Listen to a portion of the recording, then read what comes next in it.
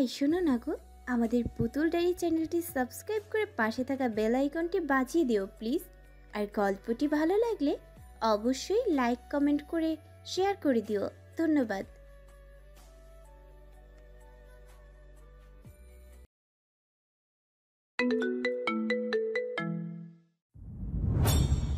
কড়া ফ্লেভারের ব্ল্যাক কফিতে চুমুক বসিয়ে রাজকীয় ভঙ্গিতে সোফায় পায়ের উপর পা তুলে বসে নিউজটি দেখল রিচার্ড।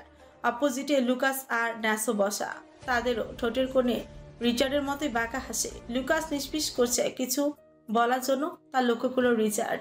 বই ধীরে কোয়ালকোসা, কিছু বলতে চাও? শুকনো ঠোক কিল, মাথা তুলো লুকাস। বস, আমি বাংলা এখন খুব ভালো বলতে পারি। নিচের ঠোঁট উপরের ঠোঁটে ঠেলে প্রিয় উঁচিয়ে নাচাতে নাচাতে ন্যাসোর দিকে তাকিয়ে বলল Richard. Nasso is a good trainer. স্মিত হেসে মাথা নিচু করে ফেললো ন্যাসো। লুকাস তখনও হাত চুলকাচ্ছে। রিচার্ড আবারও বলল, কি বলতে চাও? গলা খাকারি দিয়ে নিল লুকাস। ভনিতাহীন বলল, বস, ওই মেয়েটাকে কি পাচার করে দিবেন? না মানে, মেয়েটা কিন্তু আগুন সুন্দরী, দাম আসবে খুব। মেয়েটার সবকিছুই কেমন অদ্ভুত। ন্যাসোর কথায় চোখ বুজে মৃদু উপর নিচ মাথা ছাকালো রিচার্ড। মেয়েটার পা থেকে মাথা পর্যন্ত পুরোটাই রহস্যে ঘেরা। বলছি কি বস, মেয়েটাকে রেখে দিলে হয় না? না মানে, চেহারায় খুব মায়া মেয়েটার। লুকাস, তোমার সম্ভবত রিটায়ার্ড নেওয়ার সময় হয়ে গিয়েছে। এই প্রফেশনে মায়ায় পড়লে চলে না। রিচার্ডের নিরেট ঠান্ডা গলায় চুপসে যায় লুকাস। সঙ্গে সঙ্গেই বলল, সরি বস। ফিমেল মেডের অ্যারেঞ্জ করতে বলেছিলাম, করা হয়েছে? উপর নিচ মাথা নাড়ায় ন্যাসো। জি বস। এক্সেসরিজ অল ডান বস। আজ থেকে ভিতরে মেল গার্ডদের আসা নিষেধ, বাইরে সিকিউরিটি আরও বাড়িয়ে দেওয়া হোক। বলে উঠে দাঁড়ায় রিচার্ড। কাল থেকে প্রতি পদে পদে অবাক হচ্ছে ন্যাসো লুকাস, তবে ভেতরের কথা বাইরে আনার দুঃসাহস নেই তাদের। নিশ্চুপ পিছু পিছু যেতে থাকলো রিচার্ডের। ন্যাসো ড্রাইভিং সিটে বসে জিজ্ঞেস করলো, বস কোথায় যাবেন? রিচার্ড বেস্ট পকেট থেকে কলম বের করে একটা ফাইলে সই করতে করতে দুষ্টু হেসে বলল, অফিসে চলো, গেস্ট আসবে, নিজে দাঁড়িয়ে থেকে হোস্ট করব তাদের। রিচার্ডের 10 কথার মধ্যে খুব কথার মানেই বুঝতে পারে তারা। বরাবরের মতো এবারও ব্যর্থ রিচার্ডের কথার আড়ালে থাকা রহস্য ভেদ করতে। ঠোঁট গোল করে গরম শ্বাস ফেলে ড্রাইভ করতেই থাকে ন্যাসো। গাড়ি চলতেছে তার নিজ গতিতে। মাত্রই আনিসুল হকের বাসভবন থেকে ফিরল সিআইডি অফিসার প্রেম আর তার 3 সহকর্মী। তাদের প্রতিটা কাজে রয়েছে শতভাগ সাফল্য। এই 4 সদস্যের টিমের লিডার হলো প্রেম আহসান। পুরো টিম সে একা লিড করে। 26 বছর বয়সে ইতিমধ্যে নিজের দুঃসাহসের জন্য 2বার অ্যাওয়ার্ড পেয়েছে। 5 ফিট 10 প্রেমের খোঁচা খোঁচা দাড়ির তামুক চেহারায় সবসময় দেখা যায় হাসির ঝলকানি। গাড়ি চালাচ্ছে অফিসার মাহাব। প্রেম প্যাসেঞ্জার সিটে গা এলিয়ে চোখ বুজে নিজের মতো করে কেসটা সাজাচ্ছে মস্তিষ্কে। মাহাব ড্রাইভ করতে করতে বলল, স্যার, গোপন সূত্রে জানা গিয়েছে কাল যখন মন্ত্রীর ছেলে অপহরণ হয় ঠিক তার আগের ফ্লাইটে সেই ইটালিয়ান গ্যাংস্টার দেশে এসেছে তার 2 বডিগার্ড নিয়ে। চোখ খুলে সোজা হয়ে বসে প্রেম, কপালে ভাঁজ, দৃষ্টি গভীর, বলল, গ্যাংস্টার ঈদ কায়নাত? জি স্যার, রিচার্ড ওরফে ঈদ কায়নাত। প্রতি বছরে একবার দেশে আসে এই গ্যাংস্টার, তাও 2 দিনের জন্য। তখনই কারো না কারো লাশ পাওয়া যায়। অধিকাংশ সময় দেখা গিয়েছে বড় বড় রাজনীতিবিদ আর সংস্থার লোকজন, কিন্তু পর্যাপ্ত প্রমাণের অভাবে আজ পর্যন্ত এর বিরুদ্ধে প্রশাসন কোনো স্টেপ নিতে পারেনি। উপরের কারো হাত আছে? না স্যার, এই গ্যাংস্টার নিজের মতো চলে, কারোর ধার ধারে না। বরঞ্চ বড় বড় লোকদের জন্য হৃদ কায়নাত এক নতুন আতঙ্ক। এখন ইতালিতে গড়ে তুলেছে নিজের কালো ব্যবসার সাম্রাজ্য। সরকারও এর বিরুদ্ধে কিছু বলতে পারে না। সকল কিছু নিজের হাতে নিয়ে নিয়েছে। বাংলাদেশের শেয়ার ব্যবসার আড়ালে রয়েছে বড় বড় ক্যাসিনো। বিদেশি অস্ত্র আর মদ সাপ্লাই করে ইতালি থেকে। নারী পাচার থেকে শুরু করে সকল ধরনের অন্যায়ের সাথে জড়িত। তবুও পুলিশের ফাইলে নাম নেই তার। খুবই মনোযোগ দিয়ে কথাগুলো শুনলো প্রেম।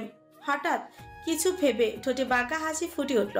উষ্ঠপুটে রহস্যময় হাসি বজায় রেখে বলল, একবার দর্শন নেওয়া যায় সাহসী গ্যাংস্টারের। Welcome man, welcome. রিচার্ডের মধুমিশ্রিত টিটকারিময় স্বরে কপালে ভাঁজের দেখা মিলে ডিভানে বসে থাকা ন্যাসো আর লুকাসের। উৎসুক হয়ে সামনে তাকায় দুজন, দেখতে পেল অফিসার প্রেম ব্যাগ্র পায়ে এগিয়ে আসছে। ঠোঁটের কোণে লেগে আছে বক্র হাসি। রিচার্ড হেড অফিসের চিফ অফ হেড ডেস্কটপে বসে কিছু ফাইল চেক করছিল। অধীর অপেক্ষায় ছিল কারোর আসার। 12 তলায় অবস্থিত চেম্বারের ভিতর কাচের গ্লাস গলিয়ে সোনালি দ্রুতি আলোক রশ্মি ছড়াচ্ছে। পুরো কক্ষ জুড়ে ছড়িয়ে ছিটিয়ে রয়েছে আধুনিকতার নিখুঁত ছোঁয়া। ডেস্কের উপর নানান ধরনের ফাইল এলোমেলো করে ছড়িয়ে রাখা। অর্ধ খাওয়া আপেল খচিত ল্যাপটপে তখনও বাগানবাড়ির প্রতিটি কোণার সিসিটিভি ফুটেজ লাইভ ছিল। বাগানবাড়ির মতো অফিসের দেয়ালেও ড্রাগনের বিশাল আকৃতির একটা পেইন্টিং রয়েছে।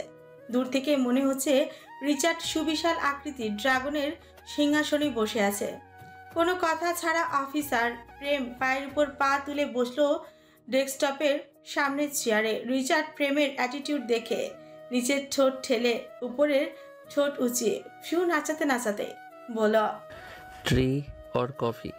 প্রেম চোখ ঘুরিয়ে ফিরিয়ে পুরো কক্ষ স্ক্যান করছিল। এইদিক ওদিক তাকাতে তাকাতে চোখ গিয়ে ঠেকে ন্যাসো আর লুকাসের উপর। একজন পূর্ণিমা আর একজন আমাবস্যা দেখে ঠোঁট বাঁকিয়ে হেসে বলল, ইন্টারেস্টিং। থেমে রিচার্ডের দিকে তাকিয়ে হেসে বলল, ক্যাসিনোর মালিক চা কফির অফার করছে। So rude of you man. ঠোঁট এড়িয়ে হাসলো Richard. Whisky or vodka? I think it would not be enjoyable without girls. Do you prefer being in a dark room or with lighting? থমকে গেল প্রেম। ঠোঁটের কোণের বক্র হাসি গায়েব হয়ে কপালে চিন্তার ভাঁজের ছাপ ফুটে উঠল। তা দেখে আবার হাসলো রিচার্ড। তবে বরাবরের মতোই তা ছিল অদৃশ্য। ন্যাসোর দিকে তাকাতে ন্যাসো ব্যগ্র হয়ে এসে রিচার্ডের ডেস্কটপের সামনে দাঁড়ায়, মাথা কিছুটা ঝুঁকিয়ে। সিস্টেমা বেনে ইল পাসো ই প্রিপারালো সবিটো। পার্সেলটা সুন্দর করে সাজিয়ে রেডি করো এক্ষুনি। প্রচন্ড জোরে ডেস্কে থাবা মেরে উঠে দাঁড়িয়ে গেল প্রেম। ক্রোধে গলার নীল রগগুলো ফুলে ফেপে উঠেছে। তবে সেই তেজ স্থায়ী হলো না বেশিক্ষণ। ন্যাসো আর লুকাস ঝড়ের বেগে ছুটে এসে প্রেমের মাথা ডেস্কের সাথে চেপে ধরে। ঘটনাটা এতই দ্রুত হলো যে নিজেকে প্রতিরক্ষার জন্য কিছুই করতেই পারেনি প্রেম। ছোটার জন্য মোছামুছি করতে থাকে প্রেম। প্রেমের দু হাত ওদের দুজনের দখলে, হাত মুচড়িয়ে পিঠে চেপে রেখেছে। যতই ছোটার চেষ্টা করছে প্রেম, ততই তারা হাতের উপর চাপ বাড়ায়। রিচার্ড চেয়ারে গা এলিয়ে শক্ত চিবুকে তাকিয়ে আছে। গুরু গম্ভীর অগ্নিস্ফুলিঙ্গ মস্তিষ্ক আবারও ফিরে যায় নিজ বৈশিষ্ট্যে। চিবিয়ে চিবিয়ে বলল, আমার দিকে হাত বাড়ানো তো দূর, আগে এদেরকে অতিক্রম করে নে। অতঃপর ন্যাসো আর লুকাসের দিকে তাকিয়ে জলদ গম্ভীর গলায় বলল, লিভ হিম। ন্যাসো রিচার্ডের কথায় মাথা নাড়িয়ে প্রেমের দিকে চোখ গরম করে তাকে গমগমে পায়ে কক্ষ থেকে বেরিয়ে যায়। লুকাস ছেড়ে দিয়ে গিয়ে দাঁড়ালো রিচার্ডের পাশে বুক বেঁধে। লম্বাটে সুস্বাস্থ্যের অধিকারী পালনের ন্যায় লুকাসকে পিনপিনতায় ঘেরা নীরবতায় আচ্ছন্ন কক্ষে জম দুধের মতোই লাগছিল। রুক্ষ তামুক চেহারার অগ্নিশিখার জ্বলন্ত লাভার অগ্নি বিচ্ছুরিত হতে থাকা দু চোখ দিয়ে যেন ভস্মই করে দিবে প্রেমকে। প্রেম শরীর ঝাড়া দিয়ে রাগে ফুঁসতে থাকে। শক্ত চোখে তাকালো রিচার্ডের চোখে। এক জোড়া কালো আক্ষিদয় আর নীল আক্ষিদয়ের মধ্যে নীরব যুদ্ধ হলো কিছুক্ষণ। মন্ত্রীর ছেলেকে কোথায় লুকিয়ে রেখেছিস? পাতালে, পারলে খুঁজে নে। রিচার্ডের কাটকাট জবাব। তিত্তির করে রাগ বাড়তেই থাকে প্রেমের। তবে এখন রাগ দেখানোর সময় না। বুদ্ধিমানরা কখনো রাগ দেখিয়ে হাতের কাছে থাকা সুযোগ ক্রোধে দূরে ঠেলে দেওয়ার মতো বোকামি করে না। হঠাৎ করে অদ্ভুতভাবে হাসলো প্রেম। রিচার্ডের দিকে তাকে গোল গোল ভাসা ভাসা চোখগুলোকে কিছু ছোট করে বলল, তার মানে স্বীকার করছিস তুই অপহরণ করেছিস মন্ত্রীর ছেলেকে? হ্যাঁ, আমি কিডন্যাপ করেছি, আর সেই মাদারফাকার পিএকে আমি মেরেছি। রিচার্ডের চিবিয়ে চিবিয়ে বলা কথাগুলোর বিপরীতে রহস্যময় হাসি দিল প্রেম। কণ্ঠ খাদে নামায়, কথার মধ্যে রস আনে, যেন দুজন বন্ধুর মধ্যে নর্মাল কনভারসেশন চলছে। তারপর মাথা কি করেছিস? চোখগুলো গলিয়ে অ্যাকোরিয়ামে দিয়েছি মাছের খাবার হিসেবে।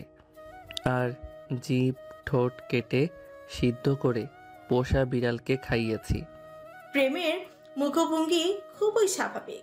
এই নৃশংস ভয়ঙ্কর বর্ণনাগুলো তাকে একটু বিচলিত করছে না, বরঞ্চ আগ্রহ বাড়ায়। ভারী ছটফটানি, অধিক আগ্রহে চেয়ে থাকে রিচার্ডের পানে পরবর্তী প্রশ্নের উত্তরের আশায়। আর মাথার খুলি সেটা কি করেছিস? ওয়েট। বলে রিচার্ড ল্যাপটপ প্রেমের দিকে ঘুরিয়ে দিল। ল্যাপটপের স্ক্রিনে তাকাতে পাথরের মতো পুরুষের শক্ত হৃদয় নাড়া দিয়ে উঠল। ভেতরে ভেতরে ছুটে ঠোক গেল প্রেম, তবে তা বাইরে প্রকাশ করলো না। স্ক্রিন থেকে চোখ সরিয়ে দ্রুত, বেশিক্ষণ চেয়ে থাকতে পারলো না। বিধ্বস্তভাবে কাটাছেঁড়া করা হয়েছে মুখের অংশ, চোখ উপরে তুলে ফেলা হয়েছিল, নাক মাঝখান থেকে দুভাগ করে কাটা হয়েছে খুবই ধারালো ছুরি দিয়ে। ঠোঁটের অংশে যেন কেউ কোদাল দিয়ে কেটে নিয়েছে মাংস। কুলির ভেতর থেকে বেরিয়ে আসা তরল মগজগুলো খাঁচার ভিতর বন্দি হিংস্র কুকুরগুলো খেলার সাথে সাথে লম্বাটে জিভ দিয়ে চেটে চেটে খাচ্ছিল। প্রেম মুখভঙ্গির ছাপ পরিবর্তন করে শক্ত চোখে তাকালো রিচার্ডের দিকে। রিচার্ডের ঠোঁটের কোণের প্রতিটা বাঁকা হাসি কাটার মতো বিচ্ছে তার শরীরে রুষ্ট গলায় পড়ল।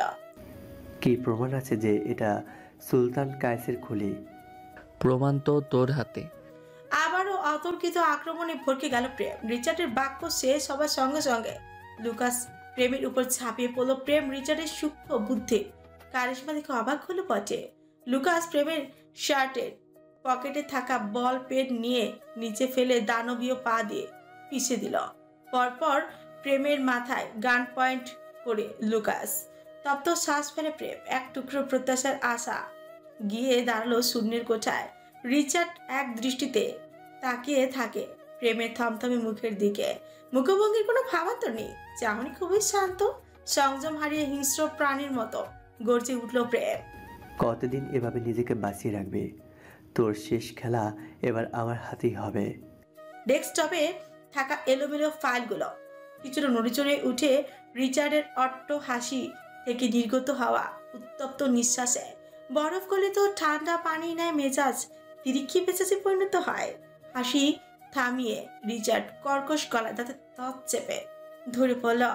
পরবর্তীতে আমার সাথে খেলতে আসার আগে খেলার গুটি কিভাবে চালতে হয় তা শিখে আসিস, নাদান শিশু।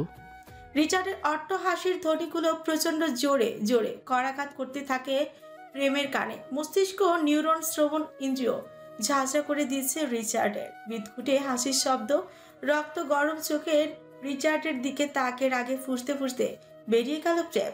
প্রেম বেরিয়ে যেতেই হাসি থেমে যায় রিচার্ডের। চল শক্ত করে হাত মুষ্টিবদ্ধ করে নেয়।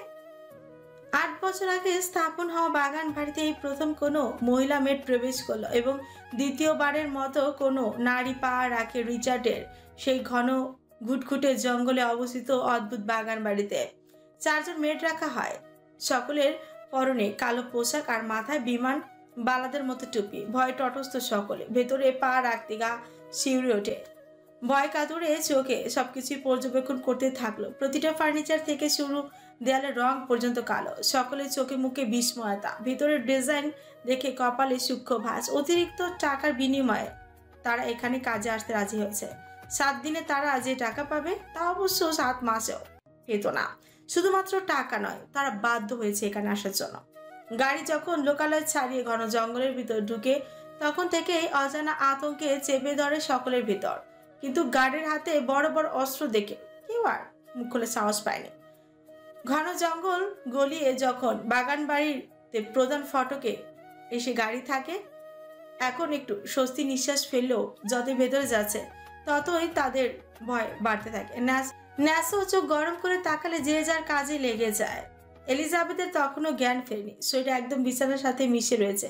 রিচার্ড তখন ধাক্কা দিয়ে সরিয়ে দেওয়ার পর যেখানে ছিল সেখানেই এখনো। 2 জন মেড কক্ষের দরজার সামনে এসে দাঁড়ায়। মেঝেতে একজন নারী ও পুরুষের কাপড় এলোমেলো ভাবে ছড়িয়ে ছিটিয়ে আছে। বিছানায় অগোছালো, ঠোঁট গোল করে গরম নিঃশ্বাস ছাড়ে দুজনে। বুঝতে বাকি থাকে না এখানে রাতে কারোর উপর পাশবিক নির্যাতন করা হয়েছে। কোনো অভাগী হয়তো হারিয়েছে নিজের সব থেকে বড় মূল্যবান সম্পদ। বিভৎস দৃশ্য দেখার পূর্ব প্রস্তুতি নিয়ে এগিয়ে গেল তারা। এলিজাবেথের মুখের ওপর থেকে কমফোর্টার সরাতে দুজনের চোখ গোল গোল হয়ে গেল। অবাক দৃষ্টিতে নিমিষেই চেয়ে থাকলো এলিজাবেথের নিস্তেজ মুখশ্রীতে। বিস্মিত চোখে একে অপরের দিকে তাকায়। একজন মেয়েটা অবাক চোখে চেয়ে থেকে হাত রাখলো বালিশের নিচ জট বেঁধে থাকা এলিজাবেথের লাল চুলে। পরপরই হাত দিয়ে গাল স্পর্শ করলো। সেই হাত আবার চোখের সামনে এনে খুব কাছ থেকে দেখলো কোনো কৃত্রিমতা আছে কিনা। রেশমা নামের মেয়েটি এলিজাবেথ নীল হয়ে যাওয়া অবয়ব দেখে এলিজাবেথের জন্য খুব মায়া লাগলো। তার নিজেরও এলিজাবেথের বয়সী মেয়ে আছে। নিজের মেয়ের কথা ভাবতেই বুকের ভেতর মোচড় দিয়ে উঠল রেশমার। এলিজাবেথের বিমোহিত সৌন্দর্যের ধ্যানমগ্ন না হয়ে থেকে কাপা কাপা হাত নাকের কাছে নিয়ে দেখলো শ্বাস প্রশ্বাস চলছে কিনা। স্বস্তির নিঃশ্বাস ফেলে দুজনেই অনেকক্ষণ চোখে পানি দেওয়ার পর পিটপিট করে চোখ মেলে তাকালো এলিজাবেথ। রেশমা উৎসুক হয়ে এলিজাবেথের ওপর ঝুঁকিয়েছিল। পা নাড়াতে চাইলে ব্যথায় চোখ মুখ কুচকে ফেলে এলিজাবেথ। শরীর বিছানা থেকে আলগা করতে পারছে না। পেটের নিচের অংশ অনুভূত হচ্ছে না। কমফোর্টার তুলে নিজের নগ্ন দেহের দিকে তাকায় এলিজাবেথ। রাতের কথা মনে হতে ডুকরে কেঁদে উঠল। দিক শূন্য জ্ঞান হারিয়ে পাশে থাকা রেশমার কোমর জড়িয়ে ধরে হাউ মাউ করে কাঁদতে থাকে মাতৃ মন রেশমার। এলিজাবেথের প্রতিটি আর্তনাদ সোজা গিয়ে বিচ্ছে রেশমার বক্ষপটে। রেশমা ভেতরে জড়তা দূর করে পেলো হাতে দিয়ে এলিজাবেথের লাল চুলের ভাঁজে ভাঁজে বিলি করতে থাকলো। এলিজাবেথকে নিজে নিজে শান্ত হবার সময় দিল নিজের জীবনের এই চিরন্তন সত্যকে মেনে নিতে। গুমট পরিবেশ এলিজাবেথের কান্না আহাজারিতে শোকে গেয়ে উঠল। গার্ডের দেওয়া নির্দেশনার কথা মনে হলো নিজেকে শক্ত করে রেশমা এলিজাবেথকে ছাড়িয়ে সোজা করে বসায়। কমফোর্টার দিয়ে শরীর ঢেকে দিল ভালো করে। তারপরও আড়ুতে মুখ গুজে কাঁদতে থাকে এলিজাবেথ। এরই মধ্যে দুজন মেড হাত ভর্তি শপিং ব্যাগ নিয়ে এসে রেখে যায়। শক্ত হয়ে দাঁড়ায় রেশমা দুর্বোধ্য এলিজাবেথের দিকে তাকিয়ে বলল, ম্যাম উঠুন, আপনাকে ফ্রেশ করিয়ে দিচ্ছি। হঠাৎ এলিজাবেথ রেশমার দুহাত চাপড়ে ধরল। রেশমা ফিরে তাকালো এলিজাবেথের দিকে। দুটো খাতযুক্ত দৃষ্টি মেলে গেল। এলিজাবেথ নিভে যাওয়া নিস্তেজ স্বরে আকুতি মিনতি করতে থাকে রেশমার কাছে, প্লিজ আমাকে বাঁচান, জানোয়ারটা আমার সর্বস্ব লুটে নিয়েছে। আমাকে এখান থেকে বের হতে সাহায্য করুন। আমার শরীর থেকে জানোয়ারটার পারফিউমের স্মেল আসছে। এটা আমাকে নরক যন্ত্রণা দিচ্ছে। আমি মরে যাব, আমাকে বাঁচান। আমরা অপারগ ম্যাডাম, মাফ করবেন। আপনারা এইভাবে মুখ ফিরিয়ে নেবেন না আমার থেকে। জানোয়ারটা মেরে ফেলবে আমাকে। এভাবে একটা মেয়ে হয়ে আরেকটা মেয়েকে ধ্বংসের মুখে ঠেলে দেবেন না। একটু থেমে আবারও এলিজাবেথ বলল, ফোন আছে আপনাদের কাছে? ফোন করবো আমার চাচাকে। আমার চাচা এক্ষুনি এসে আমাকে নিয়ে যাবে। আমাদের কারোর কাছে ফোন নেই ম্যাম। ল্যান্ডলাইন কোথায় আছে আমাকে একটু বলবেন প্লিজ? জলদি বলুন, শয়তানটা এসে পড়বে। এই বাসায় কোনো ফোনই নেই ম্যাম। কানিশ বেয়ে অঝরে জল গড়িয়ে পড়তে থাকলো এলিজাবেথের। রাতের দৃশ্যগুলো বারবার ভেসে উঠেছে চোখের সামনে, যা তীরের ফলার চেয়েও যন্ত্রণাদায়ক লাগছে এলিজাবেথের কাছে। হঠাৎ করে এলিজাবেথ নিজের শরীরে আঘাত করতে থাকে, চুল টেনে ছিঁড়তে থাকে নিজের। এলিজাবেথের পাগলামো আচরণে ঘাবড়ে যায় মেয়েটা। মনে পড়ে যায় ন্যাসর শক্ত গলায় বলে দেওয়া সতর্ক বাণীগুলো। দুজনেই এগিয়ে গিয়ে শান্ত করার চেষ্টা করে এলিজাবেথকে। এলিজাবেথ কারোর বাধা মানে না। আঘাতপ্রাপ্ত জায়গাগুলোতে আঘাত করতে থাকে বারবার। থেতলে দেওয়া জায়গায় আবারও আঘাত লাগায়। এবার রক্তক্ষরণ হতে থাকে কিছু জায়গা থেকে। শুকনো ঢোক গিলে মেয়েটা শরীরে আর ছিটে ফোটার শক্তি অবশিষ্ট থাকলো না এলিজাবেথের। আবারও কান্নায় ভেঙে পড়ল। মেয়েটা চাদর দিয়ে ঢেকে এলিজাবেথকে বেড থেকে নামায়। নিজেকে শক্ত করে রাখে এলিজাবেথ একটা জড়সড় বস্তুর মতন। আমাদের কাজ করতে দেন ম্যাম। দয়া করে আমাকে বাঁচতে সাহায্য করুন। আমার জানা মতে আপনি নিজ ইচ্ছা এখানে এসেছেন ম্যাম। কিছুক্ষণের জন্য থমকে গেল এলিজাবেথ। স্তব্ধ চোখে তাকিয়ে থাকে ফ্লোরে। শ্রাবণের সকল মেঘগুলো এসে জমা হয় এলিজাবেথের চোখের কোণে। কালো মেঘে টইটুম্বুর হয়ে ঘোলাটে হয়ে আসলো এলিজাবেথের আখিদয়। সত্যি তো সে তো নিজের ইচ্ছায় এসেছে এখানে, নিজের হাতে নিজেকে বিসর্জন দিয়েছে। কার কাছে অভিযোগ দিবে সে? কোন মুখে? আর একটু টু শব্দ করলো না এলিজাবেথ। মেট্রো এলিজাবেথকে ধরে ওয়াশরুমে নিয়ে ফ্রেশ করিয়ে আনে। রেশমা নিজের হাতে খাইয়ে দিল এলিজাবেথকে। বিনা শব্দে চুপচাপ খেয়ে নেয় এলিজাবেথ।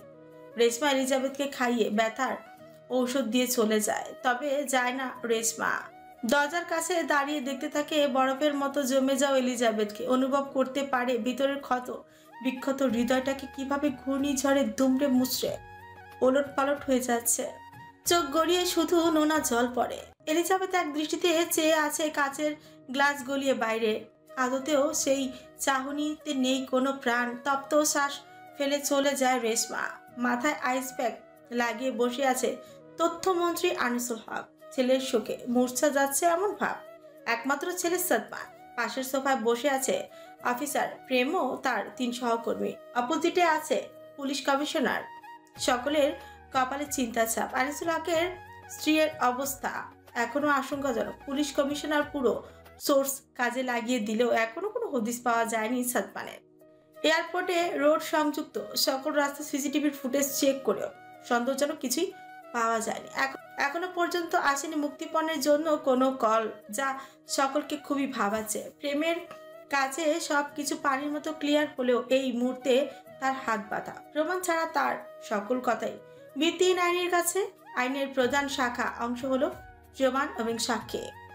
লিভিং এরিয়া নীরবতা ভাঙে পুলিশ কমিশনারের কথায়। অনেকক্ষণ পর শুষ্ক ঠোক গিলে কাইকুই করে ধরাশয়ী আওয়াজে বলেন, 48 ঘন্টা হয়ে গিয়েছে, এখনো মুক্তিপণের জন্য কোনো কল আসেনি। আমার মনে হয় আপনার ছেলে ইচ্ছে করে লুকিয়ে আছে স্যার। কমিশনার অদ্ভুত প্রশ্ন বানে মাথা থেকে আইস প্যাক ছুঁড়ে ফেলে কর্কশ গলে চেঁচিয়ে উঠল আনিসুল হক। কি যাতা বলছেন? আমার ছেলে লুকিয়ে থাকবে কেন? কিসের কমতি ওর? আমার এই অঢেল সম্পত্তির একমাত্র উত্তরাধিকার সাদমান। ভুলে যাবেন না কার সামনে দাঁড়িয়ে কথা বলছেন। থেমে নিজেকে কিছুটা সংযতই করল আনিসুল হক। কণ্ঠ খাদে নামায়। এবার একজন অসহায় পিতা ভাঙা কণ্ঠে আওড়ালো, আপনারা দয়া করে আমার ছেলেকে খুঁজে দেন। যত টাকা লাগে আমি দিব। আমার ছেলে কিছু হলে আমরা কেউ বাঁচবো না। এমনিতেই মেজাজ খুবই ছোটে ছিল প্রেমের সকালের ওই ঘটনার জন্য। এখন কমিশনার এমন বোকা বোকা কথা শুনে আর বিরক্ত হচ্ছে প্রেম উঠে দাঁড়ালো চলে যাওয়ার জন্য। তখনই হঠাৎ ল্যান্ডলাইনে কল আসে। সকলে অ্যালার্ট হয়ে যায় তৎক্ষণাৎ। প্রেম আনিসুল হককে ইশারা করলো কল ধরার জন্য। সকলের সামনে স্পিকারে দিয়ে কল রিসিভ করলো আনিসুল হক। গলা কাঁপছে তার। হ্যালো, ছেলে চাই। চমকে যায় সকলে এন আজব কণ্ঠস্বরে। প্রেম বুঝতে পারে ভয়েস চেঞ্জ করে কল করেছে রিচার্ড। চোয়া শক্ত হয়ে আসে প্রেমের। বুকের ভিতর মোচড় দিয়ে ধরে আনিসুল হকের। কেই হারিয়ে তড়িঘড়ি করে বললেন, হ্যাঁ আমার ছেলেকে চাই, সুস্থ হবে। প্লিজ আমার ছেলে কোনো ক্ষতি করবে না। কেমন আছে আমার ছেলে? তোর ছেলের ভালো থাকা আমার উপর নির্ভর করছে, আর আমার ভালো মুড নির্ভর করছে তোর কথার উপর। শুকনো ঢোক গিল আনিসুল হক। কিসের বিনিময়ে আমার ছেলেকে পাবো? টাকা। প্রেম ধীরে ধীরে নিজের মেজাজ হারাতে থাকে। কিছু বলার জন্য উদ্যত হলে কমিশনার চোখ রাঙিয়ে থামিয়ে দিল প্রেমকে। দাঁতে দাঁত পিষতে থাকে প্রেম। আনিসুল হক কোনো কিছু না ভেবে বলেই দিল, কত টাকা? 50 লাখ। তথ্যমন্ত্রী আনিসুল হক যে খুবই সৎ নিষ্ঠাপরায়ণ ব্যক্তি তেমনটা কিন্তু নয়। মন্ত্রিত্বের পাশাপাশি এই দুর্নীতিতে আষ্টে পিষ্টে জড়িয়ে আছে। টাকা নেই কোনো কমতি। পাটের ব্যবসার আড়ালে রয়েছে মাদকের ব্যবসা। তবে যার জন্য টাকার পাহাড় গড়ে তোলা, সেই যদি না থাকে, এক কথায় রাজি হয়েছে আনিসুল হক। হ্যাঁ আমি রাজি। Wise man. ওপাশ থেকে শোনা যায় কারোর গলার ফাটি হাসির শব্দ। বিচ্ছিরি হাসির শব্দে কান চেপে ধরলো সকলে। প্রেম এবার আর ধরে রাখতে পারল না নিজেকে। সকালে রিচার্ডের খুনের ভয়ঙ্কর বর্ণনা শুনে মনে ভীতি ঢেকে গিয়েছে। আনিসুল হকের কাছ থেকে ছো মেরে টেলিফোনটা নিয়ে নেয়। শীর্ণ আওয়াজে বললাম, প্রমাণ পাঠাচ্ছি। সাথে সাথে সংযোগ বিচ্ছিন্ন হয়ে যায়। বুকের মধ্যে হাত চেপে ধরে সোফায় গা এলিয়ে দিল আনিসুল হক। চোখের সামনে ঝাপসা হয়ে আসছে সবকিছু। চশমার ফাঁক দিয়ে 2 ফোঁটা পানি গড়িয়ে পড়ে কার্নিশ পেয়ে। কমিশনার বারবার কাকে যেন কল করছে। সকল পুলিশরা কমিশনারের তিরিক্ষি মেজাজের কবলে পড়েছে 2 দিন যাবৎ। প্রেমের সহযোগীরা ইতিমধ্যে বেরিয়ে যায় নাম্বার ট্রেস করার জন্য। এক হাতে কোমর বেঁধে পায়চারি করতে থাকে প্রেম। এত চেষ্টা করেও কোনোভাবে হিসেব মিলাতে পারছে না। সকাল থেকে রিচার্ডের ব্যাপারে স্টাডি করে যা জানতে পেরেছে, রিচার্ড বাংলাদেশি উচ্চ মধ্যবিত্ত পরিবারের ছেলে ছিল। রিচার্ডের পরিবারের সম্পর্কে কোনো তথ্যই জোগাড় করতে পারেনি প্রেম। তবে হঠাৎ করে একটা মধ্যবিত্ত পরিবারের ছেলে ইতালির গ্যাংস্টার হয়ে যাওয়ার পেছনে কাহিনী সকলের কাছে অজানা এখনো পর্যন্ত। 8 বছরের রিচার্ড 8 বার দেশে এসেছে, তাও শুধু 2 দিনের জন্য। আনিসুল হকের হিস্ট্রিও চেক করেছে প্রেম। আনিসুল হকের সাথে কোনো পূর্ব শত্রুতা নেই রিচার্ডের। সবকিছু ধোঁয়াশা লাগছে প্রেমের কাছে। সাদমানের অপহরণের পেছনের মূল উদ্দেশ্য কি? রিচার্ড যে শুধুমাত্র টাকার জন্য তথ্যমন্ত্রীর ছেলেকে টার্গেট করেছে তা মানতে নারাজ প্রেম। রিচার্ডের নিজেরই অঢেল সম্পত্তি, মুক্তিপণের টাকা, রিচার্ডের কালো ব্যবসার একদিনের ইনকাম। ভাবনার মাঝে হঠাৎ গাড়ির হর্ন শোনা যায়। সকলে তির্যক বেগে সদর দরজার দিকে তাকায়। দেখা যায় বড় একটি ট্রাক। বাইরে থেকে সিকিউরিটি গার্ড দৌড়ে আসে। স্যার, কিডন্যাপার কিছু পাঠিয়েছে। আনিসুল হক দাঁড়াতে গিয়েও আবার সোফায় বসে পড়ে। ভয়ে তার ভেতর শুকিয়ে এলো। কমিশনার গিয়ে আনিসুল হককে ধরে ধরে নিয়ে যায়। প্রেম সবার আগে ছুটে গেল। এরই মধ্যে ট্রাক ড্রাইভার গায়েব হয়ে গিয়েছে। পুরো ট্রাক খুঁজে কিচ্ছু পাওয়া যায় না গাড়ির কোনো কাগজপত্র। গাড়ির নেম প্লেটটিও নকল। ক্রোধে ট্রাকে ঘুষি বসালো প্রেম। 2 হাতে চুল টেনে ধরে চেঁচাতে চেঁচাতে হঠাৎ খেয়াল আসে ট্রাকের পেছনে সাইড চেক করা হয়নি। প্রেম এক লাফে ট্রাকে উঠে ডিকি খুলে দিল। সঙ্গে সঙ্গে বিচ্ছিরি গন্ধে সকলের নাক চেপে ধরে। প্রেম পকেট থেকে রুমাল বের করে নাক চেপে ধরে সামনে এগিয়ে গেল। প্রেমের সুগভীর টান টান চোখ বাইরে থেকে দেখতে থাকলো ড্রামটিকে। বিশাল আকৃতির একটা ড্রাম, যেটা থেকে ড্রেনের ময়লা আবর্জনা পচা গন্ধ আসছে। কপালের ভাঁজগুলো গুটিয়ে প্রেম ড্রামের ঢাকনা খুলল। কালো পচা নর্দমার মাঝখানে দেখা যায় একটা অর্ধ গলিত কাটা আঙ্গুল। মাংস গলে হাড্ডি বেরিয়ে এসেছে আঙ্গুল থেকে। প্রেম এক দেখা আন্দাজ করে নেয় ঘটনা। চোখের সামনে প্রতিফলিত হতে থাকে কেউ খুবই আক্রোশের সাথে কাটারি দিয়ে টেনে টেনে মাংস ছিঁড়ে ফালি ফালি করেছে। পরবর্তীতে ফালি ফালি করা ছেঁড়া মাংস অ্যাসিড দিয়ে গলিয়ে দিয়েছে। প্রেম সবকিছু নিজের মতো করে সাজিয়ে ড্রামটার মুখের ঢাকনাটা দিয়ে ঢেকে দেয়। ফিরে তাকায় নিচে উৎসুক তাকিয়ে থাকা আনিসুল হকের দিকে। আনিসুল হকের ভেজা চোখ দেখে জিনিসটা নিজের মধ্যে চেপে যায় প্রেম। মাথায় সাজিয়ে নেয় নতুন প্ল্যান। এক লাফে ট্রাক থেকে নেমে সরাসরি আনিসুল হকের সম্মুখে গিয়ে দাঁড়ায়। চিন্তা করবেন না, ট্র্যাকে কিছু ছিল না। আপনি স্বাভাবিক হন। শুধুমাত্র ভয় দেখানোর জন্য এমনটা করা হয়েছে। আমার মনে হয় কিডন্যাপার আবারও কল দেবে। বলার মধ্য দিয়ে আবারও কল আসে ল্যান্ডলাইনে। সকলের ভেতরে ছুটে যায়। এবার রিসিভ করে প্রেম। ছোট থেকে এটা তার গড গিফটেড ট্যালেন্ট ছিল। যে কারো ভয়েস নকল করতে পারে প্রেম। ওয়ান্ট মোর? কোথায় টাকা নিয়ে যেতে হবে? দ্যাটস মাই বয়। আমার ছেলেকে আমি সুস্থ জীবিত চাই, তাও আজকের মধ্যেই। আমার রাজ্যে আমার ইচ্ছেতেই হয় সব কিছু। ফোঁস করে নিঃশ্বাস ছাড়ে প্রেম। কণ্ঠ খাদে নামিয়ে বলল, আচ্ছা কখন? কাল সকাল 10টা, আগারগাঁও স্টেশন। বলার সাথে সাথে কল কাট হয়ে যায়। প্রেমের ঠোঁটের কোণে দেখা মিলে বক্র হাসে। কোনো কথা না বলে প্রেম শীষ বাজতে বাজতে সদর দরজা পেরিয়ে গিয়ে নিজের বাইকেই চড়ে। উদ্দেশ্য আগারগাঁও স্টেশনের। রিচার্ডকে দেখা মাত্র সকল মেড কিচেনে চলে যায়। ন্যাসর করা নিষেধাজ্ঞার মধ্যে এটাও ছিল। রিচার্ডের সামনে যেন কোনো মেড না যায়। লম্বা লম্বা পা ফেলে উপরে যায় রিচার্ড। গায়ে তখনও সকালের কালো কোট আর ভেতরে কালো শার্ট। হাতঘড়ি খুলতে খুলতে বেডরুমের দিকে এগোতেই থাকলো রিচার্ড। দরজা ভেজানো, ভেতরে ঘুটঘুটে অন্ধকার। রিচার্ড লাইট অন করতে শোয়া থেকে ধরফড়ি উঠে এলিজাবেথ। সকালের পর থেকে একদম স্তব্ধ হয়ে গিয়েছে এলিজাবেথ। একটু আগে এসে রেশমা ওকে খাইয়ে দিয়ে গেল। এলিজাবেথ নিঃশব্দে খেয়ে নিয়েছিল। 3 বার ওষুধ খাওয়ার পরও এখনো শরীরে ব্যথা কমেনি এক ফোঁটাও। শরীরের ব্যথা লাঘব করা গেলেও মনের ব্যথা কি এত সহজেই লাঘব হয়?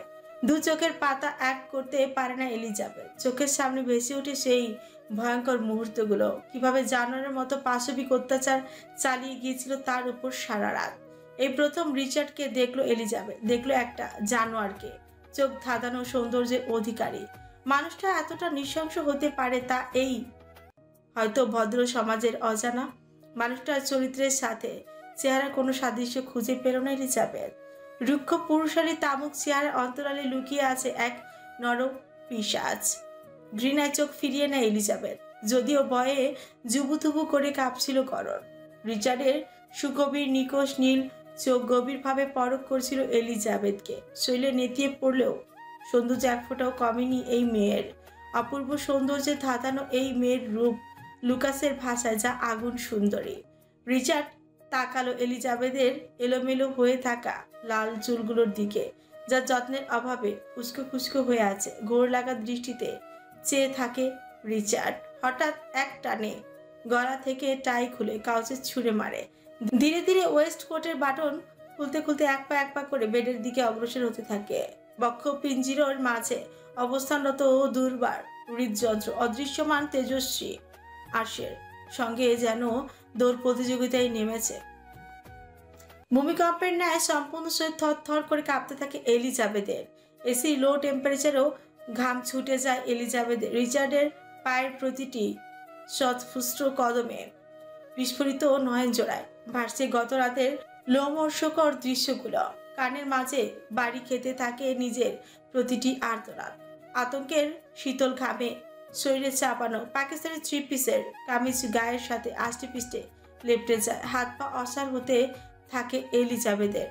রিচার্ড খুব কাছে চলে আসে এলিজাবেথের। বিছানায় হাঁটু গেড়ে এলিজাবেথের উপর ঝুঁকে পেবল হাতে ওর কপালের পাশে চুলগুলো কানের লতির ফোকরে গুজে দিল।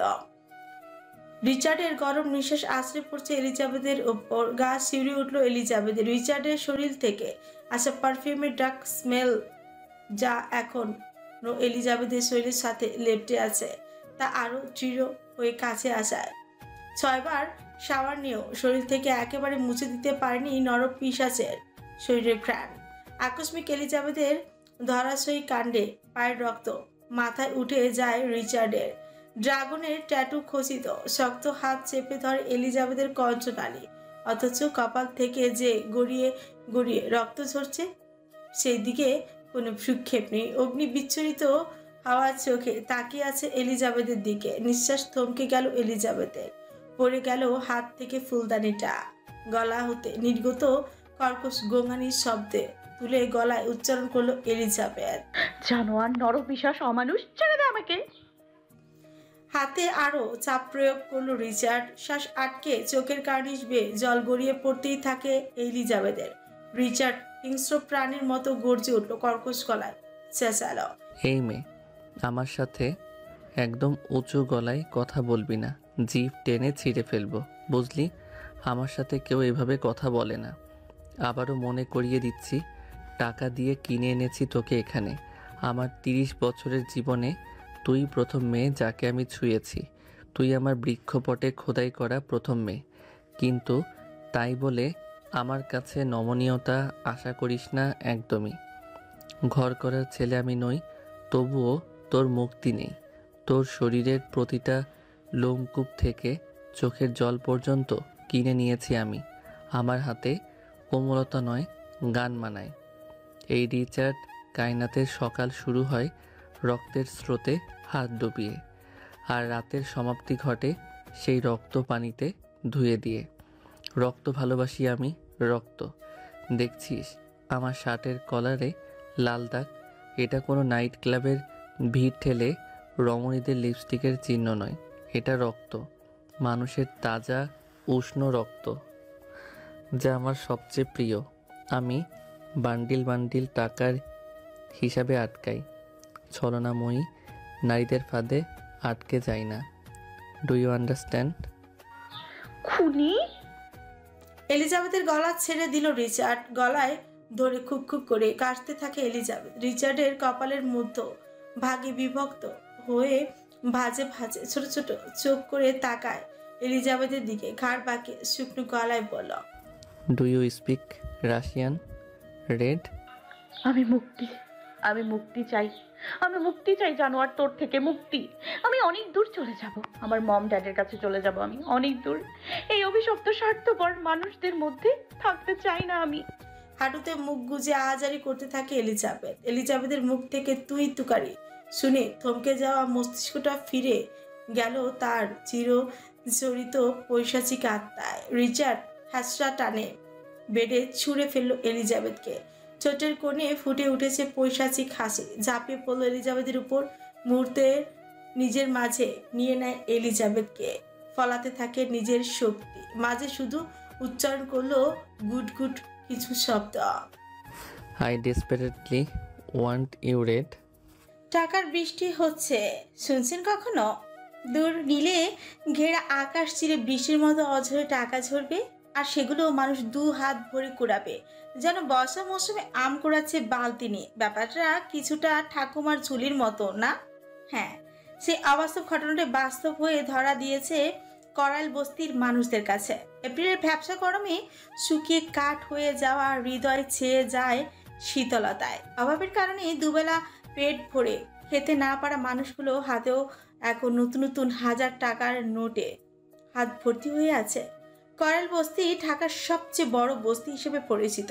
এই বস্তিতে অন্তত 1,00,000 লোকের বসবাস, যাদের অনেকেই নদী ভাঙনের শিকার হয়ে এখানে আশ্রয় নিয়েছে।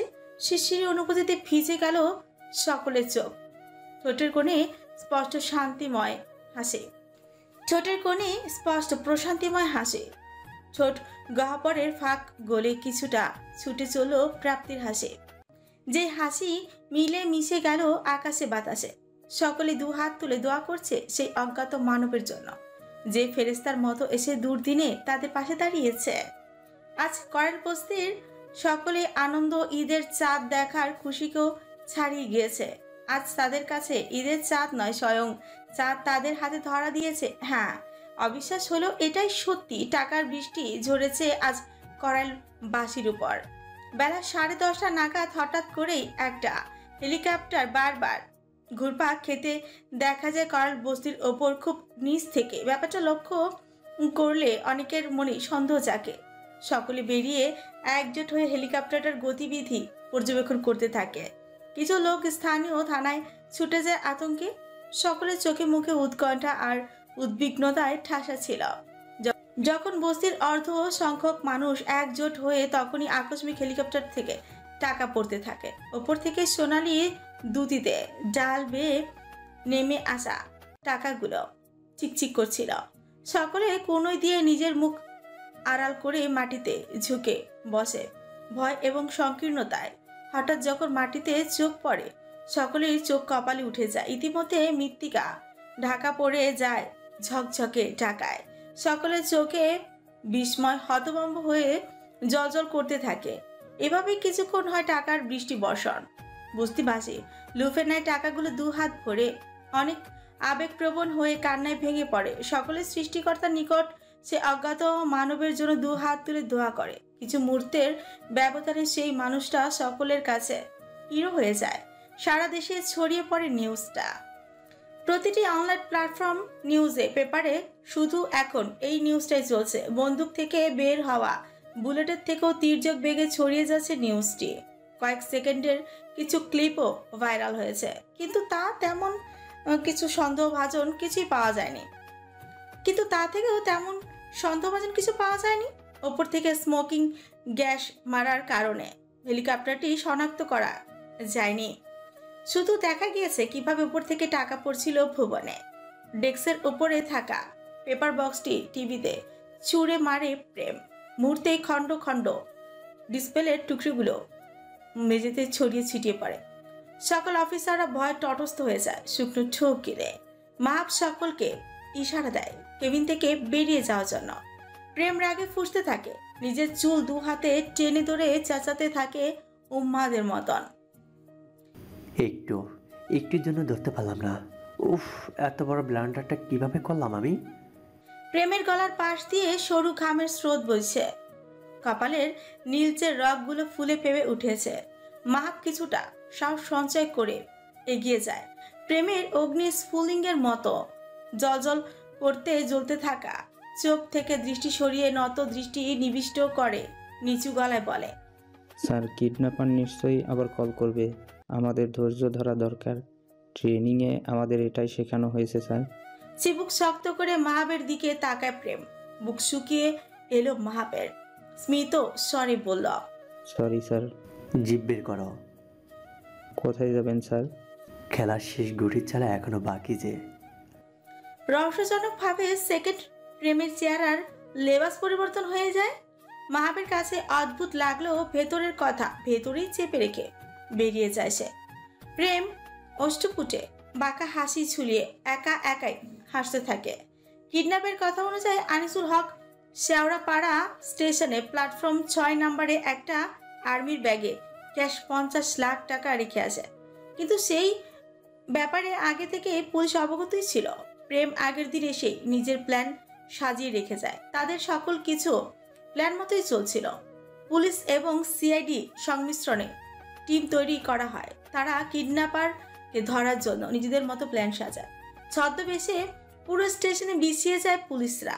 প্রেম টিটি সেজেছিল আর তার 3 জন সহকর্মী প্ল্যাটফর্মের আশেপাশে ছদ্মবেশে ছড়িয়েছিল। ঠিক 10টা একটা ট্রেন এসে থামে শেওড়াপাড়া স্টেশনে। সকলে অ্যালার্ট হয়ে যায়। ঠিক তখনই ট্রেন থেকে অনেক মিলিটারি নেমে আসে। তারা সদ্য ট্রেনিং শেষে ফিরেছে আর সেই সুযোগটাই কাজে লাগায় মাস্টারমাইন্ড কিডন্যাপার, যে নিজেও মিলিটারি ড্রেস পরেছিল। সকলের ভিড়ে মিশে সে ওই ব্যাগটি নিয়ে পালিয়ে যায়। পুলিশ ব্যাগটি না পেয়ে কিডন্যাপারকে খুঁজতে থাকে, কিন্তু তার আগে কিডন্যাপার টাকার ব্যাগ নিয়ে পালিয়ে যায় সকলে চোখ ফাঁকি দিয়ে। ঠিক তার পরপরই করাল বস্তিতে উপর থেকে হেলিকপ্টারে টাকা ফেলা হয়। টেরেসের সাদা প্রিমিয়ার গ্লাসে প্রকৃতি থেকে আগত ফ্রেশ হাওয়াগুলো বারবার বাড়ি খাচ্ছে, ফলে মৃদু শব্দের সৃষ্টি হচ্ছে। পর্দার ফাঁক গলিয়ে টিপ টিপ করে আলো আছড়ে পড়ছে সাদা ইম্পোর্টেড টাইলে। ফলস্বরূপ আলোক রশ্মি প্রতিফলিত তৈরি হচ্ছে তীর্যক রশ্মি চোখে এসে পড়তে পিটপিট করে চোখ মেলে লাস্যময়ী রমণী এলিজাবেথ নড়তে চাইলে অনুভব করে কারো শক্ত বাঁধনে আটকা পড়ে আছে। সে খুব আষ্টে পিষ্টে জড়িয়ে রেখেছে নিজের সাথে তাকে। শরীরের জামাগুলো অযত্নে ফ্লোরে ছড়িয়ে ছিটিয়ে পড়ে আছে। মস্তিষ্ক জাগন্ত হয় এলিজাবেথের, একটুও নড়াচড়া করে না, থমেরে নিশ্চুপ হয়ে থাকে কিছুক্ষণ। শুধু চোখের কানির বেয়ে উষ্ণ তরল বেয়ে পড়ে। এলিজাবেথ কাল রাতেও পারেনি নিজেকে বাঁচাতে, খুইয়েছে নিজের নারী সম্পদ আবারও। শ্রাবণের ধারায় স্রোতে টইটুম্বুর হয়ে আঁখি যুগল ঘোলাটে হয়ে আসে মস্তিষ্কে। নিউরনে থালা বাসন ঘষা মাজার প্রিং প্রিং শব্দে ঝাঁঝরা হয়ে যাচ্ছে, তবুও চোখের পাতা ফেলে না এলিজাবেথ। ফ্ল্যাশব্যাকের মতো সেই পাশবিক নির্যাতনের দৃশ্যগুলো প্রতিফলিত হতে থাকে চোখের সামনে। রিচার্ডের বাহু ডোরে আবদ্ধ হয়ে আছে এলিজাবেথ। রিচার্ডের ঠোঁট গহ্বরের ফাঁক গলিয়ে আসা উষ্ণ নিঃশ্বাসগুলি আছড়ে পড়ছে এলিজাবেথের কানের লতিতে। একবারের জন্য ঘুরে তাকায় না রিচার্ডের দিকে। এলিজাবেথ এক হাত এখনো গায়ের ওড়না দিয়ে খাটের সাথে বাঁধা, নাকের সরু পথে লাল তরল শুকিয়ে জমাট বেঁধে গিয়েছে চিবুকে দানবীয় হাতের আঙুলের ছাপ। ছোট্টবেলার সেই স্বপ্নের মতো দিনগুলোর কথা মনে করে ফুপিয়ে ওঠে এলিজাবেথ। ভাগ্যের নির্মম পরিহাস আজ তাকে কোথা থেকে কোথায় নিয়ে এসেছে। কান্নার ফলে জুবুথুবু করে কাঁপতে থাকে এলিজাবেথের গরণ। ফলস্বরূপ চোখের পাতায় আদুরে পরশ বোলানো ঘুমটুকু আর ধরে রাখতে পারল না রিচার্ড। শেষমেশ তন্দ্রা কেটে কাঁচা ঘুমের ইস্তফাই ঘটল এলিজাবেথের ফুপানিতে। সকাল সকাল এলিজাবেথের কান্নার শব্দ আর শরীরের প্রতিটা ঝাঁকুনি রিচার্ডের কর্ণ গহ্বরে ইস্পাত ধারানোর শব্দের মতোই লাগছে। চোখের কার্নিশে রগগুলো হিংস্র হয়ে জেগে ফুলে ফেপে উঠে নিজের বাহুডোর থেকে পা দিয়ে লাথি মেরে সরিয়ে দেয় এলিজাবেথকে। এলিজাবেথের ক্ষত শরীরটি ছিটকে গিয়ে পড়ে বেড সাইডে। বিশাল আকৃতি বেড হওয়ায় নিচে পড়েনি এলিজাবেথ। একে তো টানা 2 রাত যাবৎ ঘুম নেই, সেই সঙ্গে শরীরের উপর পাশবিক অমানবিক পশুর মতো নির্যাতন। নিজেকে আর সংযমে রাখতে পারে না এলিজাবেথ, হাউ মাউ করে কাঁদতে থাকে। কিন্তু যান্ত্রিক মানবের কাছে যা বিষের ফলার মতো লাগছে।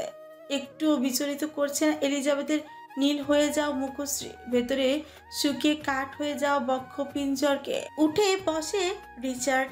কপালের মধ্যে ভাগ প্রসারিত হয়, সূক্ষ্ম ভাঁজে ভাঁজে বিভক্ত হয়ে এলিজাবেথের ভেতরে জমাট বেঁধে থাকা কষ্টগুলো অগ্নি স্পুলিং এর মতো দাউ দাউ করে জ্বলে উঠল। মেরে ফেলুন না আমাকে, মেরে ফেলুন। এভাবে তিলে তিলে শেষ করাচ্ছে মেরে ফেলা অনেক ভালো। আপনার মতো জানোয়ারের সংস্পর্শে থেকে প্রতিটা মুহূর্ত কলঙ্কিত হচ্ছে আমি। এভাবে বাঁচতে চাই না আমি, এর থেকে মৃত্যু শ্রেয় আমার জন্য। সকাল সকাল পর্যাপ্ত ঘুমের অভাব হলে সাধারণ সকলেরই মেজাজ চটে আসে, কিন্তু সেখানে যদি হয় কোনো হার্টলেস হিংস্র নরখাতক দানবীয় মানব হয়, তাহলে তো প্রসঙ্গের সমঝোতার খাতার হিসাব বাহিরে। রিচার্ডের মেজাজ তীর তীর করে বেড়ে গিয়ে ঠেকে মস্তিষ্কের উপরিভাগে পাতলা চামড়ার তালুতে। থমকে যাওয়া মস্তিষ্কটা ফিরে গেল তার চিরচারিত পৈশাচিক আত্মায়। গভীর জঙ্গলে রাজ করা হিংস্র জন্তুর মতো ঝাঁপিয়ে পড়ল আড়ষ্ট এলিজাবেথের উপর। হাতের বাঁধন খুলে চুলের মুঠি ধরে টেনে নিয়ে আসে নিজের কাছে। কণ্ঠস্বর থেকে উবে যায় ঘুমের লেশ বিশেষ। কর্কশ গলায় চেঁচিয়ে উঠল এলিজাবেথের জুবুতুবু করে কাঁপছে গলা চেপে ধরে। আই ওয়ার্ন ইউ, আমার সাথে কেউ এভাবে কথা বলে না। এলিজাবেথ জীবনে এমন ভারী স্বর আগে কখনো শুনেছে বলে স্মরণ করতেই পারল না। কণ্ঠস্বরে নিজস্ব ওজন রয়েছে, শুনলেই হৃদয় চাপ অনুভূত হয়। রিচার্ডের নীল চোখ হতে অগ্নি বিচ্ছুরিত পিশাচের মতো হিংস্র চাহনি এলিজাবেথকে হিমবাহে পরিণত করল। শরীরে কাঁপুনি দিয়ে উঠল। কিছু মুহূর্তের জন্য সেই সমুদ্র নীল চোখে আটকে যায় এলিজাবেথ। ঠাউর করে উঠতে পারে না এত মায়া আষ্টেপৃষ্টে জড়িয়ে থাকা চোখগুলো কিভাবে অন্যের চোখে পানি দেখেও নিজেকে ধরে রাখতে পারে না। কেন অপর দিকের স্রোতের তালে নিজেও ঝাঁপিয়ে পড়ে না। মানুষ রূপের জানোয়ার একটা বলে রিচার্ডের মুখে থুতু মারে এলিজাবেথ। ঝড়ের পূর্ব মুহূর্তে আকাশ চেয়ে ফেলা ঘন কালো মেঘপুঞ্জে একে অপরের সাথে ঘর্ষণে সৃষ্টি হয়, ঠিক সেইভাবে আকাশ ফাটিয়ে সৃষ্টি হওয়া বজ্রপাতের মতো অগ্নিশিখার ঝিলিক দিয়ে উঠল রিচার্ডের অবয়বে। বেড কেন্দ্রিক ছোট্ট ক্যাবিনেটের ড্রয়ার থেকে রিভলভার বের করে সরাসরি তাক করে এলিজাবেথের ললাটে। কোনো ভাবান্তর নেই এলিজাবেথের চাহনিতে। শক্ত হয়ে চেয়ে থাকে রিচার্ডের তামুক চেহারায়। মাথায় তাক করে রাখা সাইলেন্সার যুক্ত রিভলভারের সেফটি লক খুলে ট্রিগারে আঙুল বসালো রিচার্ড। ট্রিগারে প্রেস সেই মরণ খ্যাতি শব্দে দাঁতে দাঁত চেপে চোখ মুখ কুচকে ফেলে এলিজাবেথ। তা দেখে রিচার্ডের উষ্ঠপুটের কার্নিশে পৈশাচিক হাসির রেশম দেখা যায়। ঠিক এতটুকু মৃত্যু ভয়ে দেখতে চেয়েছিল এলিজাবেথের চেহারায়। মৃত্যুর জন্য প্রস্তুতি নিয়ে রেখেছিল এলিজাবেথ। ভেবেছিল এই বুঝি বন্দুকের গুলি কপালে সূক্ষ্ম চামড়া ভেদ করে গোল ছোট বলের ন্যায় মস্তিষ্কটাকে ছিন্ন ভিন্ন করে গলিয়ে গুলি ফাঁক করে বেরোবে। ঢলে পড়বে এলিজাবেথ মৃত্যুর কোলে। রক্ষা পাবে এই রক্ষিতা নামক অভিশপ্ত জীবন থেকে, অন্ধকারে অভিশপ্ত মহারাজের কাছ থেকে। তবে তেমন কিছু অনুভূতি হয় না এলিজাবেথের। আটকে রাখা দম ছেড়ে চোখ খুলে প্রথমেই দেখতে পায় রিচার্ডের কালচে ঠোঁটের বাঁকা হাসি।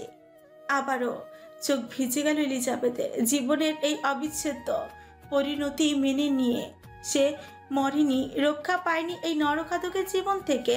নারীর শরীরের মূল্য বুঝি এতটাই নস্যি আপনাদের কাছে যে টাকার বিনিময়েও কেনা যায়? এলিজাবেথের কণ্ঠে ছিল না কোনো প্রাণ, না ছিল কোনো গাম্ভীর্যতা। সে নিস্তেজ অনুভূতি শূন্য কথার বিপরীতে রিচার্ডের কাট কাট জবাব তাদের তৎপেশে চিবিয়ে চিবিয়ে বলল, যারা ইজ্জত রাখতে জানে না তাদের মুখে ইজ্জতের কথা মানায় না।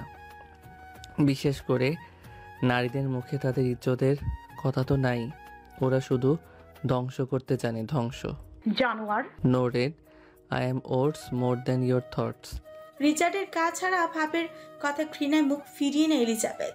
গলা ছেড়ে চেঁচিয়ে বলল, আমার নাম এলিজাবেথ, রেড নই আমি। এলিজাবেথের ফিরিয়ে নেওয়া মুখ পেল হাতে নিজের দিকে ফিরায় রিচার্ড। ময়ূরের পাখার মতন সুগভীর নিকোষ কালো চোখের পাপড়ির রুক্ষ খসখসে হাতে ভিজিয়ে দেয় মাথার পেছন দিয়ে মুষ্টিময় চুল থেকে হাত সরিয়ে ফেলে।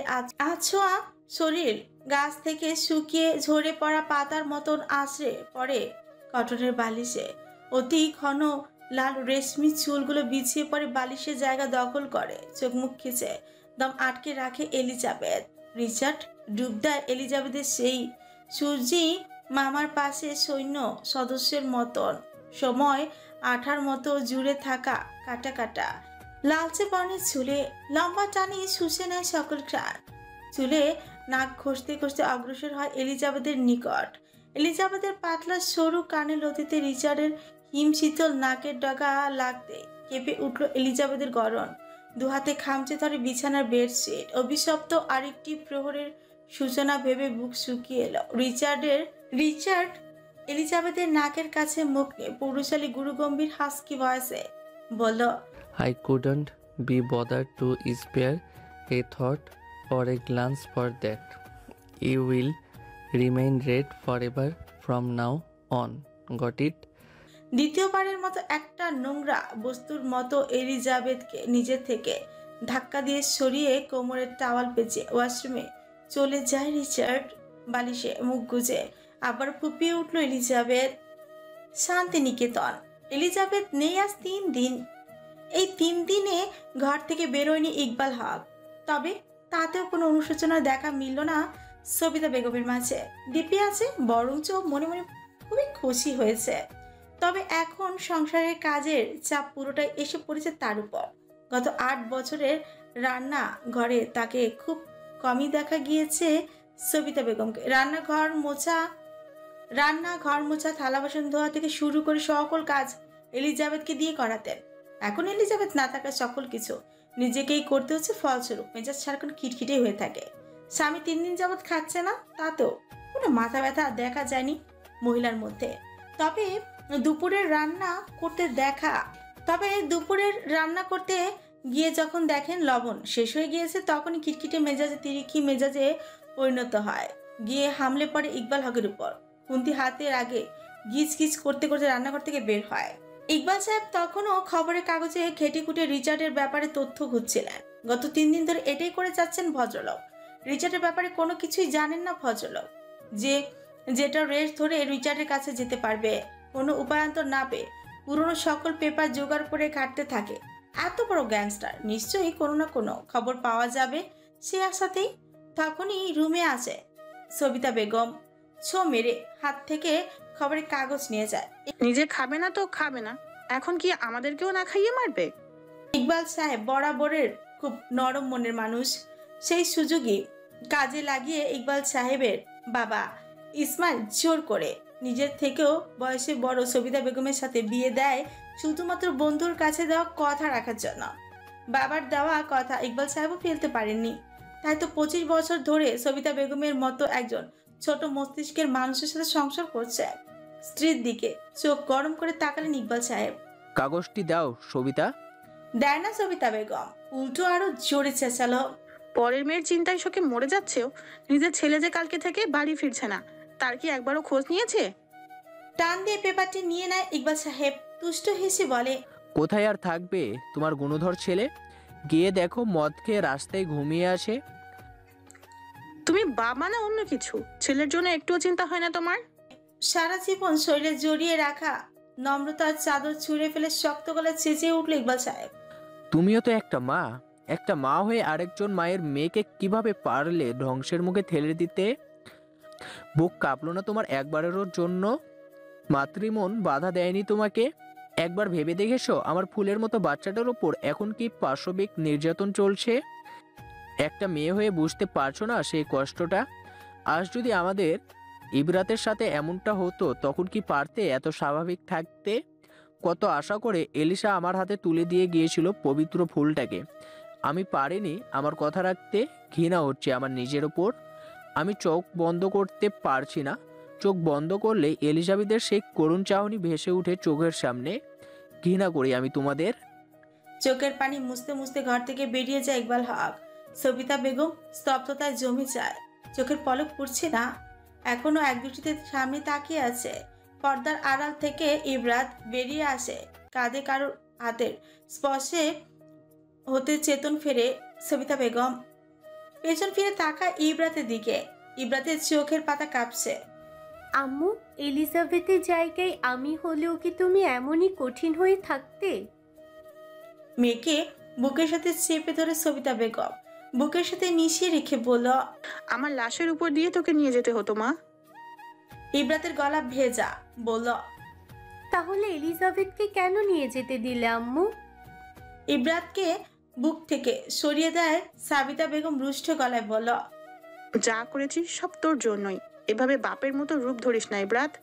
তখন তুইও এলিজাবেথকে বোন হিসেবে শিকার যাসনি। তখন ইজ্জতের ভয় চেপে বসেছিল আম্মু, কিন্তু প্রতিটা নারীর কাছেই তো তাদের চরিত্র খুবই মূল্যবান। আমার এখন খুব কষ্ট হচ্ছে আম্মু। এলিজাবেথকেও রূপের জন্য হিংসা করলেও ওর এত বড় ক্ষতি হোক কখনো চাইনি। আমার জীবন বাঁচাতে গিয়ে নিজেকে বিসর্জন দিয়েছে এলিজাবেথ। সাবিতা বেগম কোনো প্রতিউত্তর না করে হনহনিয়ে চলে যায়, যেন সেও সম্মুখীন হতে চাইছে না নিজের বিবেকের কাছে। ইব্রাত মায়ের চলে যাওয়া দেখে ঠোঁট গোল করে ফুস করে নিঃশ্বাস ছাড়ে। ভেতরে ভেতরে দুমড়ে মুচড়ে দিচ্ছে আত্মগ্লানি। সব থেকে বড় আদালত হলো মানুষের বিবেক, যেখানে কোনো বিরোধী পক্ষের আইনজীবীর প্রয়োজন হয় না। অন্যায়গুলোকে টেনে টুনে সামনে আনার জন্য বিবেকের কাঠ করা যথেষ্ট। দুপুর গড়িয়ে বিকেল হলো। তথ্যমন্ত্রী আবাসভূমি এখন একটি জড় বস্তুতে পরিণত হয়েছে। এত বড় অট্টালিকা, গার্ড, মেড, আত্মীয় স্বজনে কিচকিচ করছে। সবকিছু থাকার পরও যেন প্রাণ নেই কোথাও। লিভিং রুমে ডিভানে গা এলিয়ে শুনে তাকিয়ে আছেন আনিসুল হক। ওনার স্ত্রীকে বর্তমানে লাইফ সাপোর্টে রাখা হয়েছে। ধীরে ধীরে কালো আধারে তলিয়ে যাচ্ছে তার হাসি খুশি পরিবার। অফ সিজনের বৃষ্টির মতন এসে ভাসিয়ে দিয়ে গিয়েছে তার সাজানো বাগান। গ্রামীণ সমাজে মুখে মুখে একটা প্রচলিত প্রবাদ আছে, কারোর পৌষ মাস তো কারোর সর্বনাশ। ঠিক তেমনি এখন আনিসুল হকের সর্বনাশ চলছে। আর পৌষ মাসের মিষ্টি রোদ গা ভেজাচ্ছে বস্তিবাসীরা। সকালের ওই ঘটনার পুনরাবৃত্তি হয় কিছু মুহূর্ত আগে, তবে এবার ভিন্ন স্থানে। নিউ মার্কেটের পাশের বস্তিতে আবারও টাকার বৃষ্টিপাত হয়, যা তুমুলভাবে সাড়া তুলে দিয়েছে পুরো দেশে। তবে এখনো এর সূত্রপাত পাওয়া যায়নি। তথ্যমন্ত্রী আনিসুল হকের ছেলে নিখোঁজের খবর থামাচাপে পড়েছে এই ঘটনায়। এখন প্রতিটি নিউজের হেডলাইনে থাকছে গরিবের হিরো। কমিশনার চুপচাপ পাশের সোফায় বসে আছে। এত চেষ্টা করেও এখনো চুল সম পরিমাণ কোনো তথ্যই পাওয়া যায়নি। পুরো পুলিশ ফোর্স লাগিয়ে দেওয়া হয়েছে। সকলের রাতের ঘুম, নাওয়া খাওয়া হারাম হয়ে যায়। প্রতিটি জায়গায় আবারও নতুন করে শুরু থেকে চিরুনি তল্লাশি দেওয়া হচ্ছে। মনস্টার স্টিকারের মডিফাই করা দামি বাইকটি এসে জোরে ব্রেক কষে সদর দরজার সামনে। মাথা থেকে হেলমেট খুলে উস্কো খুস্কো চুলগুলোকে হাত দিয়ে আছড়ে ঠিক করে নেয় প্রেম। কালো সিল্কি চুলগুলো দক্ষিণের দমকা হাওয়ায় উড়ু উড়ু করছে। বাইকের চাবি তর্জনীতে ঘোরাতে ঘোরাতে ব্যগ্র পায়ে ভেতরে হেঁটে যায় প্রেম। লিভিং এরিয়ায় পা রাখার আগেই 2 সেকেন্ড দাঁড়িয়ে ফুরফুরে মেজাজি গভীরতায় ঢেকে পা পাড়ায়। পরপর গিয়ে বসল সরাসরি কমিশনারের সামনে। কমিশনার এই সময়ে প্রেমকে দেখে রসগোল্লার মতন গোল গোল চোখগুলো কিন্তু ছোট করে তাকে গমগমে গলায় বলা, এই সময় তুমি এখানে? বিপরীতে চমৎকার হাসি দিল প্রেম। সামনের ছোট্ট টেবিল থেকে চায়ের কাপ নিয়ে আইসি ভঙ্গিতে চুমুক দিয়ে বলল, আসলাম কিডন্যাপার আর কোনো কল করেছে কিনা জানার জন্য। প্রেমের কথা চোখ গরম করে তাকে কমিশনার চিবিয়ে চিবিয়ে বলল, তো সেটা জানার জন্য কি তোমাকে এখানে আসতে হলো? আর তোমার কি মনে হয় টাকা নিয়ে যাওয়ার পর কিডন্যাপার আর কল দিবে? ব্যর্থতা কিন্তু আপনাদেরই স্যার। কি বলতে চাচ্ছ তুমি? আমি আগেই বলেছিলাম পুরো মিশনের দায়িত্ব আমাকে দেওয়া হোক। আপনারা যদি ক্ষমতার জাহিরের তাগিদে পড়ে না থেকে সম্পূর্ণ দায়িত্ব আমার উপর দিতেন, তাহলে আজকের মিশন সাকসেস হতো sir. Sorry for being so state forward. বয়সে এত ছোট আর জুনিয়রের কাছ থেকে এহেন কথায় চোয়াল শক্ত হয়ে যায় কমিশনারের। রুষ্ট গলায় বললেন। প্রেমের কণ্ঠস্বর খুবই স্বাভাবিক, বলল, তা কিভাবে মিশন সাকসেস করতে শুনি? যেটা আমরা 50 সদস্য টিম মিলে করতে পারিনি, তা তোমরা 4 সদস্য তোমরা কিভাবে করতে? আমি সবার আগে সিসিটিভি ফুটেজ মনিটরিং করতাম। এবার চুপসে যায় কমিশনারের শক্ত চোয়াল। আসলেই তো আগে কারোর মাথায় স্টেশনের সিসিটিভির ফুটেজের কথা মাথায় আসেনি। পরবর্তীতে আসলেও ততক্ষণে সেই সময়ের ফুটেজ মেমোরি থেকে কেটে ফেলে অপহরণকারীরা। প্রেম আরো কিছু বলতেই যাবে, তার আগে আনিসুল বিরক্তিতে চ উচ্চারণ করে বলল, থামবেন আপনারা? এখানে কি কৌতুক শোনাতে এসেছেন? স্যার, আপনি উত্তেজিত হবেন না, আপনার হার্টে প্রবলেম আছে। কমিশনারের কথা এইবার নিজের নিয়ন্ত্রণ হারায় আনিসুল। ঠুকরে কেঁদে উঠল, চোখে পানি সমেত ভাঙা গলায় আওড়ালো, সাদমানের যে হার্টের সমস্যা ছোট থেকে। আমার সাদমান অন্ধকারে ভয় পায়, প্যানিক অ্যাটাক হয়। আল্লাহ জানে কেমন আছে আমার ছেলে। প্রেম খুবই মনোযোগ দিয়ে শুনছিল আনিসুল হকের কথা। ভদ্রলোকের চোখের পানিকে মূল্যায়ন না করে বরঞ্চ ওনার বলা প্রতিটি কথার সাথে নিজের ভাবনার যোগ সূত্রপাত মেলাতে থাকে। হঠাৎ করে আনিসুল হকের মুঠোফোনে একটি মেসেজ আসে। সঙ্গে সঙ্গে মেসেজটি চেক করে আনিসুল হক। মেসেজটি দেখতেই মুখের রং পরিবর্তন হয়ে যায় আনিসুল হকের রহস্যজনকভাবে। পরপর 3 বার শুকনো ঠোক গিলে সঙ্গে সঙ্গে ফোনটি আবার পাঞ্জাবির পকেটে ঢুকিয়ে রাখে। সব কিছুই হয়নি। উঁচু করে তাকিয়ে থাকা প্রেম আর কমিশনারের দিকে তাকিয়ে ফেক হাম তুলে গমগমে গলায় বলল, আপনারা এখন আসতে পারেন, আমি একটু ঘুমাবো, বিশ্রামের প্রয়োজন আমার।